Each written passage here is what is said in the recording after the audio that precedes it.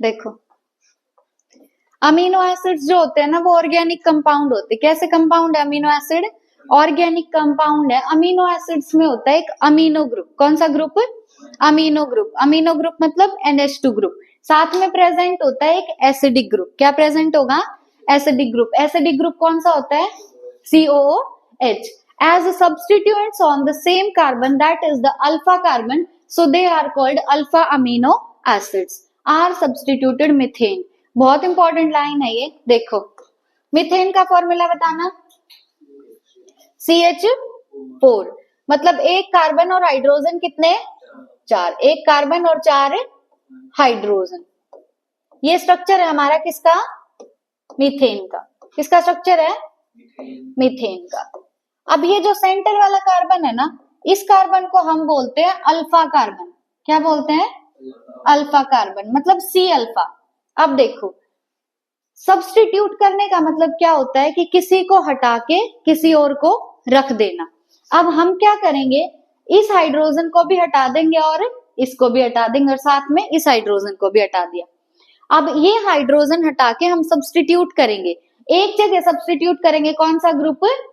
NH2 यानी amino group. एक जगह लगा देंगे एसिडिक ग्रुप यानी COOH ग्रुप और एक जगह लगा देते हैं R, है ना। तो ये जो स्ट्रक्चर बन गया ये किसका स्ट्रक्चर है? अमीनो एसिड का। किसका स्ट्रक्चर है? अमीनो एसिड का। ये सब हमने कौन से कार्बन पे किया? अल्फा कार्बन पे। इसीलिए हम इन अमीनो एसिड्स को बोलते हैं अल्फा अमीनो एसिड्स। क्या बोलते हैं? Alpha amino acids. NCERT की लाइन है, बहुत इंपॉर्टेंट है। जो अमीनो एसिड है, क्या अमीनो एसिड को मैं सब्स्टिट्यूटेड मीथेन बोल सकती हूँ? बोल सकते हैं ना, क्योंकि मीथेन के ही हाइड्रोजन हटा के वहां पे हमने सब्स्टिट्यूशन किया है किसका? NH2COH और R का। तो amino acids are also called as substituted methanes. ठीक है, दो नाम हो गए, एक तो सब्स्टिट्यूटेड मीथेन और एक अल्फा अमीनो एसिड। क्यों बोलते हैं पता चला?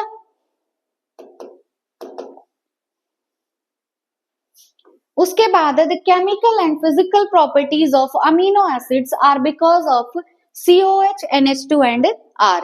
किसी भी अमीनो एसिड की जो केमिकल और फिजिकल प्रॉपर्टी है वो किसकी वजह से होती है?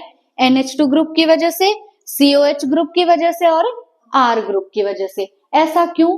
कोई भी अमीनो एसिड है अगर वो बहुत ज्यादा बेसिक है तो बेसिक होने का मतलब क्या है कि उसका R ग्रुप जो है वो बहुत लंबा है। कोई भी अमीनो एसिड अगर एसिडिक है मतलब उसमें COH का नंबर ज्यादा है। कोई भी अमीनो एसिड अगर एसिडिक है मतलब बेसिक है तो उसमें किसका ग्रुप ज्यादा होगा? NH2 का। ठीक है, अगर NH2 और COH बराबर है तो न्यूट्रल अमीनो एसिड होगा। ठीक है, तो किसी भी अमीनो एसिड की फिजिकल और केमिकल प्रॉपर्टी किस पे डिपेंड करती है? COH पे, NH2 पे और R पे। ठीक है,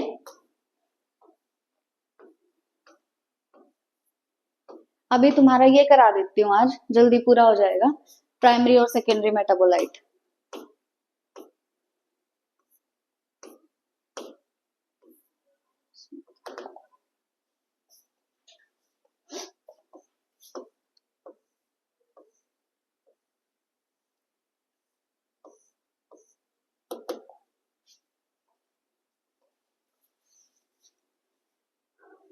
देखो टॉपिक है हमारा प्राइमरी एंड सेकेंडरी मेटाबोलाइट्स।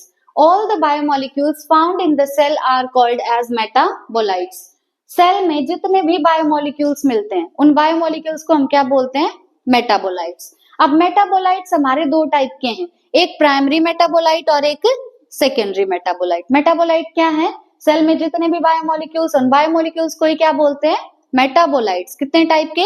दो टाइप के, प्राइमरी मेटाबोलाइट और secondary metabolite।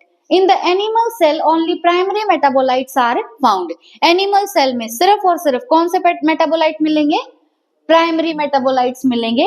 It includes amino acid, lipid etcetera. Primary metabolite में क्या आ जाएंगे? जैसे अमीनो एसिड हो गए और लिपिड्स हो गए। Their function is properly known. Primary metabolites का फंक्शन हमें अच्छे से पता है। ठीक है, in plants, fungi and microbes primary metabolite के साथ साथ प्रेजेंट होंगे secondary metabolites. Function of many secondary metabolites are not properly known. ठीक है, अच्छे से हमें कौन से मेटाबोलाइट्स का फंक्शन पता है? प्राइमरी का। एनिमल्स में सिर्फ और सिर्फ कौन से मेटाबोलाइट? प्राइमरी। पर प्लांट्स में प्राइमरी भी होंगे और सेकेंडरी भी होंगे। ठीक है, अब some secondary metabolites have ecological importance, बहुत ज्यादा इंपॉर्टेंट है, टेबल एनसीईआरटी ने दी है, अब याद करेंगे इसको। देखो ये जो सारे मेटाबोलाइट है ये कौन से हैं? सेकेंडरी। कौन से मेटाबोलाइट हैं? सेकेंडरी। क्या एनिमल्स में होंगे? ये नहीं होंगे, सिर्फ और सिर्फ किस में होंगे? प्लांट्स में होंगे। ठीक है, तो पहला सेकेंडरी मेटाबोलाइट है पिगमेंट। पहला सेकेंडरी मेटाबोलाइट क्या है? पिगमेंट है। ठीक है, अब पिगमेंट के ना हमें एग्जाम्पल याद करने। देखो कैरोटीनॉइड पिगमेंट सुना है तुम लोगों ने, है ना? कैरोटीनॉइड के साथ एक और पिगमेंट है एंथोसाइनिन। क्या है एक और पिगमेंट? एंथोसाइनिन। तो पिगमेंट क्या होते हैं? Secondary metabolite. पिगमेंट्स क्या होते हैं? Secondary metabolites. पिगमेंट्स के दो एग्जाम्पल बताओ, कैरोटीनॉइड और एंथोसाइनिन। Carotenoid and anthocyanin. अब आगे है अल्कलॉइड। अगले क्या है? अल्कलॉइड्स। अल्कलॉइड्स भी क्या होते हैं? Secondary metabolites. देखो इसके लिए तुम्हें एक लाइन याद रखनी है कि एक लड़की है अलका, लड़की का नाम क्या है? अलका। अब हमारे बायो में एक चैप्टर है मॉर्फोलॉजी, है ना? तो हम उस लड़की को कह रहे हैं अलका कोड मोर्फो। क्या बोल रहे हैं हम? अलका कोड मोर्फो। अलका मतलब अल्कलॉइड्स, अलका मतलब अल्कलॉइड्स। कोड हम कह रहे हैं कि मोर्फो को कोड करो। कोड मतलब कोडीन, कोड मतलब कोडीन, और मोर्फो मतलब मॉर्फिन। ठीक है, तो सेकेंडरी मेटाबोलाइट्स में सेकंड जो है वो है alkaloids, Alka code morphine. Alkaloids जो है उसके एग्जाम्पल क्या है? कोडीन और मॉर्फिन। उसके बाद नेक्स्ट है टर्पिनोइड्स। नेक्स्ट सेकेंडरी मेटाबोलाइट क्या है? टर्पिनोइड्स। टर्पिनोइड के एग्जाम्पल आसान है, टर्पिन याद रखना है, मोनोटर्पिन और डाइटर्पिन। मोनो मतलब सिंगल, डाई मतलब दो। ठीक है, तो टर्पिनोइड्स भी क्या है? Secondary metabolites. अब टर्पिनोइड के एग्जाम्पल कितने हैं? दो, मोनोटर्पिन्स और डाइटर्पिन। पिगमेंट्स के एग्जाम्पल कैरोटीनॉइड और एंथोसाइनिन। नेक्स्ट है एसेंशियल ऑयल। नेक्स्ट क्या है? Essential oil. ऑयल है तो ऑयल ही आएगा इसमें एग्जाम्पल में।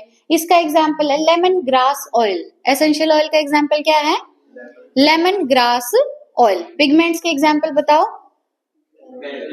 कैरोटीनॉइड्स और एंथोसाइनिन। अल्कलॉइड्स के एग्जाम्पल कोडीन और मॉर्फिन। ठीक है, टर्पिनोइड्स के एग्जाम्पल मोनोटर्पिन्स और डाइटर्पिन्स। एसेंशियल ऑयल के एग्जाम्पल लेमन ग्रास ऑयल। ठीक है, उसके बाद आते हैं टॉक्सिन्स। उसके बाद क्या है? टॉक्सिन्स। टॉक्सिन्स को कैसे याद रखोगे? हम बोल रहे हैं किसी को कि अबे रिक्शा जो है, रिक्शा किसको बोलते हैं? ऑटो को बोलते हैं ना। अबे रिक्शा में क्या रखा हुआ है? टॉक्सिन रखा हुआ है। ठीक है, जैसे हम ऐसे स्लैंग में बोलते हैं ना, किसी को अबे करके बोलते, तो हम किसको क्या बोल रहे हैं? अबे रिक्शा में क्या रखा हुआ है? टॉक्सिन रखा हुआ है। अबे रिक्शा में टॉक्सिन। ठीक है, तो अबे से एब्रिन, अबे से एब्रिन, रिक्शा से रिक्सिन। अब एब्रिन रिक्सिन, और ये दोनों किसके एग्जाम्पल हैं? टॉक्सिन के। ठीक है, एब्रिन और रिक्सिन किसके एग्जाम्पल हैं? टॉक्सिन के। रिसिन।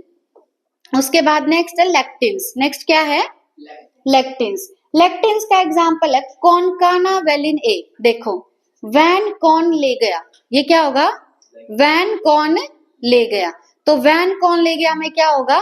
कॉनकानावेलिन, कौन वैन। ठीक है, या ये ऐसे याद रख लो, कौन वैन ले गया। कौन वैन मतलब कॉनकानावेलिन ए, कौन वैन मतलब कॉनकानावेलिन ए। ले गया मतलब लेक्टिन्स, ले गया मतलब लेक्टिन्स। शुरू से बताओ पिगमेंट्स के एग्जाम्पल। पिगमेंट्स कैरोटीनॉइड और एंथोसाइनिन। अल्कलॉइड्स के एग्जाम्पल मॉर्फिन और कोडीन। उसके बाद क्या था? टर्पिनॉइड। टर्पिनॉइड के एग्जाम्पल मोनोटर्पिन्स और डाइटर्पिन्स। एसेंशियल ऑयल के एग्जाम्पल लेमन ग्रास ऑयल। उसके बाद क्या था? टॉक्सिन्स। टॉक्सिन्स के एग्जाम्पल एब्रिन और रिसिन। ठीक है, उसके बाद क्या है? लेक्टिन्स। लेक्टिन्स का होगा कॉनकानावेलिन ए, कॉनकानावेलिन ए। उसके बाद है ड्रग्स। उसके बाद क्या है? ड्रग्स। देखो एक लड़का है विनीत, ठीक है, और विनीत खा रहा है कुरकुरे, तो विनीत के कुरकुरे में ड्रग्स है। विनीत के कुरकुरे में क्या है? हाँ, तो देखो विनीत से याद रखोगे विनब्लास्टिन। विनीत से क्या याद रखोगे? विनब्लास्टिन। कुरकुरे से याद रखना कुरकुमिन, कुरकुरे से कुरकुमिन। और ये दोनों क्या है? ड्रग्स। ठीक है, तो ड्रग्स का एग्जाम्पल क्या हो गया, विनब्लास्टिन और कुर्कुमिन, विनब्लास्टिन और कुर्कुमिन। लास्ट है हमारे पास पॉलीमेरिक सब्सटेंसेस। पॉलीमेरिक सब्सटेंसेस तो आसान है, केमिस्ट्री में पढ़ते हो तुम, रबर, गम्स और सेलुलोज। सेलुलोज तो हमने पढ़ लिया, किसका पॉलीमर है, साफ सब है ना, किसका पॉलीमर है, ग्लूकोज का। सेलुलोज किसका पॉलीमर है, ग्लूकोज का। ठीक है, तो पॉलीमेरिक सब्सटेंसेस के एग्जाम्पल क्या हैं, रबर, गम्स और सेलुलोज। बताओ, pigments, anthocyanin, alkaloids,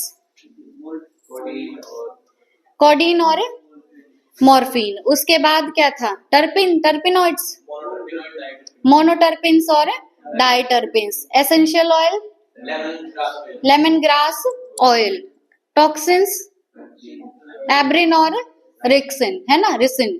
then drugs,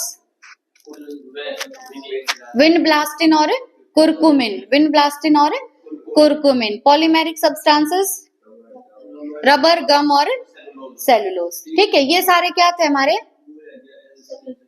हाँ, लेक्टिन्स। लेक्टिन्स का एग्जाम्पल कॉनकानावेलिन ए। ठीक है, कॉनकानावेलिन ए क्या थे, ये सारे सेकेंडरी मेटाबोलाइट। सिर्फ और सिर्फ किस में होंगे, प्लांट्स में। एनिमल्स में सिर्फ कौन से होते हैं, प्राइमरी मेटाबोलाइट्स होते हैं। ठीक है, पॉज करना है मैट्रिक भाई।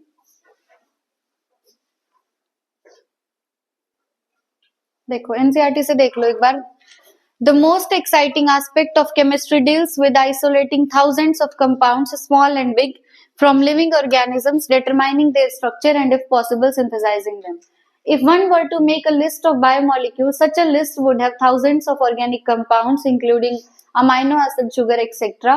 For reasons that are given in section 9.10, we can call these biomolecules as metabolites. Biomolecules को हम क्या बोलते हैं, मेटाबोलाइट्स बोलते हैं। ठीक है, in animal tissue one notices the presence of all such categories of compound shown in figure 9.1। ऊपर 9.1 में जो भी हमें कंपाउंड्स दिखाए वो हमें किस में मिलेंगे, एनिमल टिश्यूज में मिलेंगे।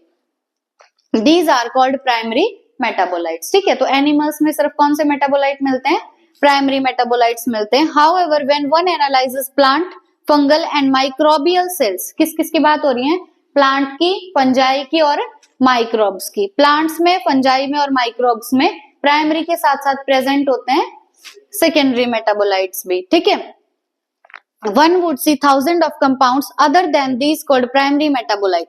प्राइमरी मेटाबोलाइट के साथ साथ उसमें और भी थाउजेंड ऑफ कंपाउंड होंगे, जिसमें आ जाएंगे alkaloids, flavonoids, rubber, essential oil, antibiotics, coloured pigments, scents, gums and spices. अब देखो, इनमें से कुछ तो हमने इस टेबल में पढ़ लिए। अब 4-5 चीजें हो रहे हैं जो दे के पूछ सकता है कि क्या ये सेकेंडरी मेटाबोलाइट हैं। तो पहला है फ्लेवोनॉइड्स, क्या है, फ्लेवोनॉइड्स। दूसरा है एंटीबायोटिक्स, जो हमने इसमें नहीं देखा। ठीक है, क्या था, फ्लेवोनॉइड, एंटीबायोटिक और है सेंट्स एंड स्पाइसेस। क्या है, और सेंट्स एंड स्पाइसेस। ठीक है, फ्लेवोनॉइड्स, एंटीबायोटिक्स, सेंट्स और स्पाइसेस। बाकी हमने सारे इस टेबल में देख लिए। तो फ्लेवोनॉइड भी क्या है, एक सेकेंडरी मेटाबोलाइट। ठीक है, स्पाइसेस भी क्या है, सेकेंडरी मेटाबोलाइट, और सेंट्स भी सेकेंडरी मेटाबोलाइट है। देन बच गया क्या, एंटीबायोटिक्स, ये भी हैं सेकेंडरी मेटाबोलाइट्स। ठीक है, while primary metabolite have identifiable functions and play known roles in normal physiological processes, we do not at the moment understand the role or functions of all secondary metabolite in host organism. Primary metabolite का तो हमें सब कुछ पता है, function भी पता है, सब पता है, पर सेकेंडरी मेटाबोलाइट्स के बारे में सारी बातें हमें अभी नहीं पता है। ठीक है, however many of them are useful to human welfare, rubber, drugs, spices, scents and pigments। मतलब सेकेंडरी मेटाबोलाइट एनिमल्स में मिलते बेशक नहीं है, पर एनिमल्स के लिए बहुत ज्यादा यूजफुल है ना। Some secondary metabolites have ecological importance। अब ये लाइन इंपॉर्टेंट है कि क्या सेकेंडरी मेटाबोलाइट्स की इकोलॉजिकल इंपॉर्टेंस होती है, इकोलॉजिकल लिखा है, एक होती है इकोनॉमिकल। इकोनॉमिकल तो है ही, जैसे स्पाइसेस है, स्पाइसेस को बेच के हम पैसा कमाते हैं, तो इकोनॉमिकल इंपॉर्टेंस तो इनकी है ही। साथ में पूछा है इकोलॉजिकल इंपॉर्टेंस, मतलब एनवायरमेंट में कोई रोल इनका है या नहीं। तो सेकेंडरी मेटाबोलाइट्स का इकोलॉजिकल रोल भी है और इकोनॉमिकल तो है ही, तो ये इकोलॉजिकल मार्क कर लेना, स्टार मार्क कर लेना। ठीक है, ये तो हमने पूरी टेबल देखी। ठीक है, कर दो बंद, अब इसको बंद ही कर देना।